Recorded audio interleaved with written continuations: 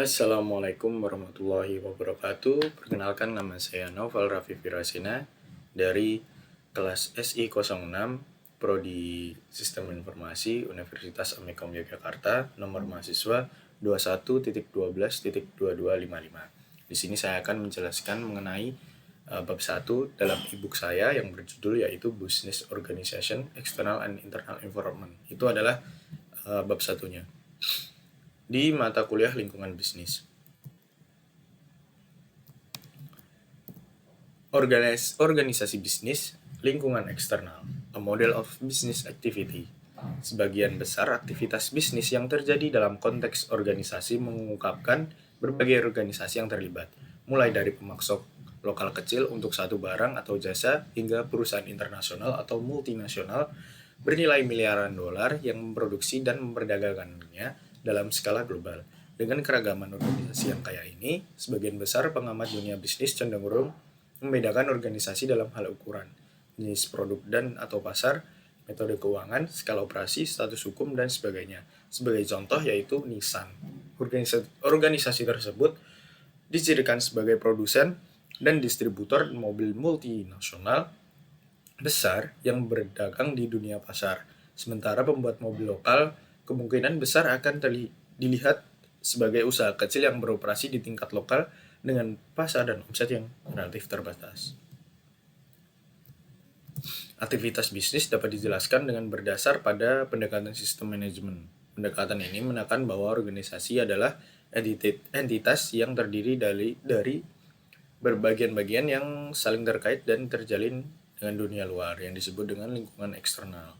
Lingkungan ini terdiri dari ekonomi, demografi, sosial, politik, hukum, teknologi, dan lainnya yang mempengaruhi berbagai aktivitas bisnis.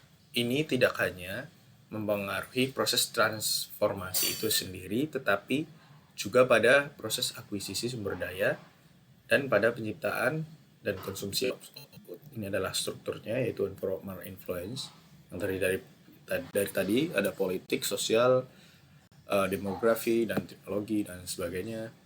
Turun ke bisnis organisasi, ada output konsumsi, dan kembali lagi ke input. Kemudian ada general lingkup dari eksternal tersebut yang sudah ada di struktur tadi. Yang pertama adalah politik.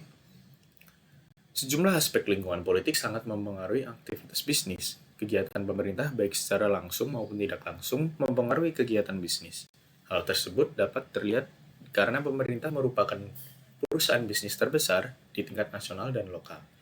Terlebih adanya globalisasi pasar, keberadaan organisasi dan blok perdagangan internasional mempengaruhi politik hingga ekonomi internasional pada aktivitas bisnis. Kemudian yang kedua adalah ekonomi.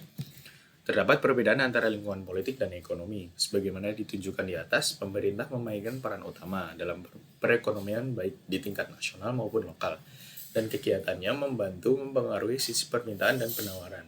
Namun demikian, ada beberapa aspek ekonomi lain yang terkait dengan kegiatan usaha yang patut dipertimbangkan. Ini mencakup berbagai aspek struktural dan perusahaan dan pasar, dan perbandingan teori maupun praktik ekonomi lainnya.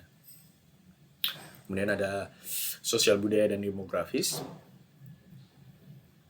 Ini adalah permintaan maupun penawaran, keduanya dipengaruhi oleh faktor sosial budaya dan demografi. Contohnya yaitu faktor budaya dapat mempengaruhi jenis produk yang diproduksi atau dijual, pasar tempat produk untuk jual, jangka harga di mana produk dijual, yang berbagai variabel lainnya. Orang adalah sumber daya organisasi utama dan bagian mendasar dari pasar barang dan jasa. Dengan demikian, pengaruh dan perkembangan sosial budaya memiliki pengaruh penting pada operasi bisnis, seperti halnya perubahan demografis.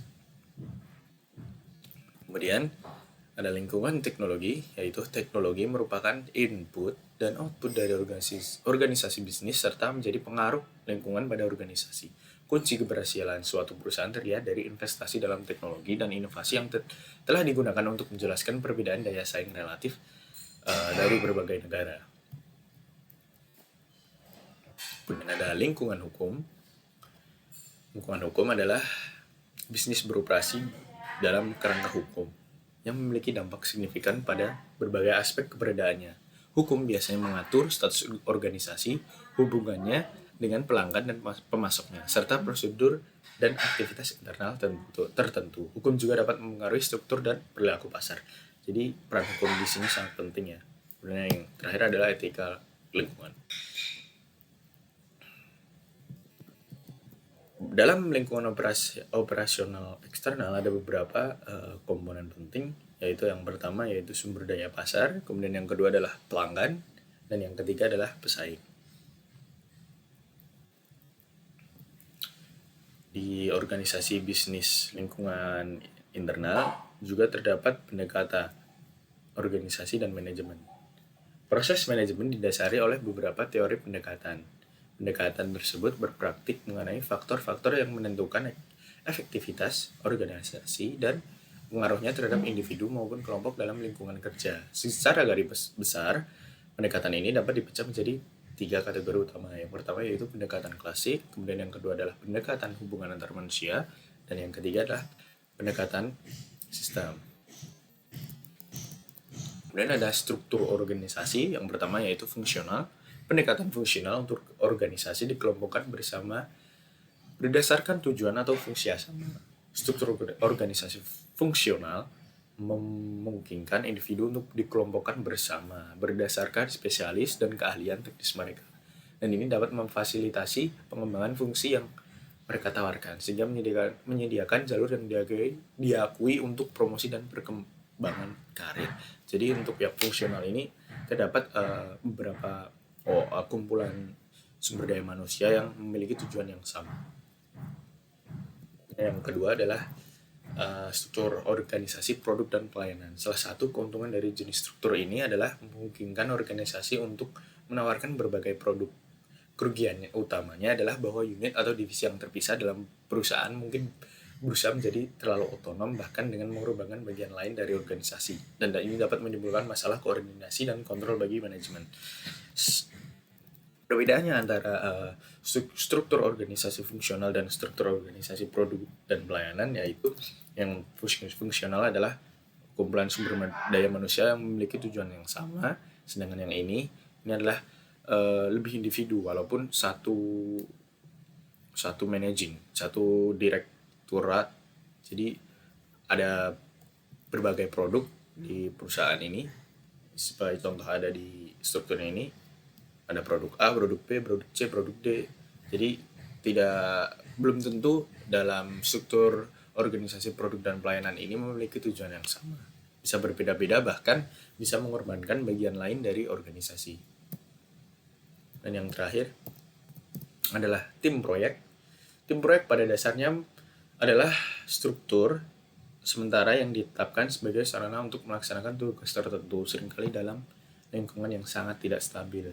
Setelah tugas selesai, tim dibubarkan dan individu kembali ke departemen mereka yang biasa atau ditugaskan ke proyek baru. Tim proyek cenderung paling efektif ketika tujuan dan tugas didefinisikan dengan baik, ketika klien jelas tentang hasil yang diinginkan, dan ketika tim dipilih dengan hati-hati. Untuk kasus yang tim proyek itu jadi seperti hired, jadi disewa, sumber daya manusianya disewa untuk mengerjakan suatu tujuan tertentu. Kemudian ada aspek manajemen fungsional. Pertama adalah HRM atau Human Resource Management, atau yang biasa kita sebut sumber daya manusia. Sumber daya manusia adalah sumber daya organisasi utama. Tanpa mereka, organisasi tidak akan ada atau berfungsi. Semua bisnis perlu merencanakan dan mengelola orang-orang yang mereka pekerjakan. Jika mereka ingin menggunakan sumber daya ini secara efektif dan efisien dalam mengejar tujuan utama mereka, dalam organisasi modern dan berwawasan ke depan menyiratkan pendekatan proaktif. Pendekatan semacam itu dikaitkan dengan gagasan manajemen sumber daya manusia. Seperti bidang manajemen lainnya, HRM melibatkan berbagai macam kegiatan yang berkaitan dengan perumusan dan implementasi kebijakan organisasi yang tepat, penyediaan peluang yang pemantauan evaluasi dan perubahan, dan penerapan sumber daya untuk pemenuhan tujuan organisasi. Kunci dari aspek manajemen sumber daya manusia meliputi yang pertama yaitu rekrutmen dan seleksi, kedua kondisi kerja, kemudian pelatihan dan pengembangan karir, kemudian evaluasi pekerjaan, kemudian hubungan karyawan, perencanaan tenaga kerja, dan yang terakhir yaitu aspek hukum ketenaga kerjaan.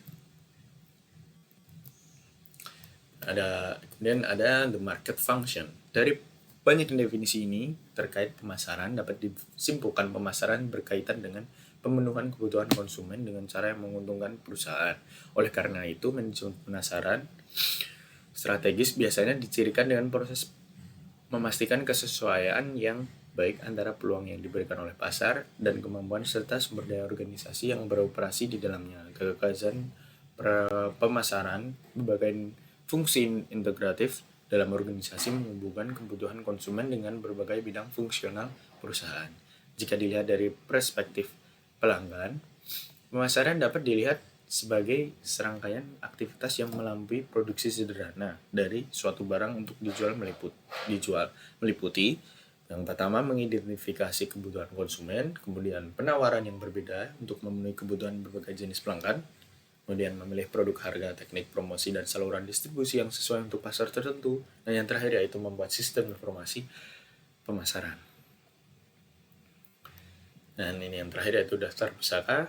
Saya ambil dari buku Washington I. Burton C.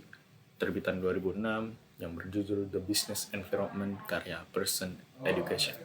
Ini saya ambil dari internet dan kebetulan bahasa Inggris, jadi ini saya terjemahkan ya biar teman-teman sekalian dapat lebih mudah untuk memahami. Ya, mungkin sekian dari saya, kurang lebihnya mohon maaf. Wassalamualaikum warahmatullahi wabarakatuh.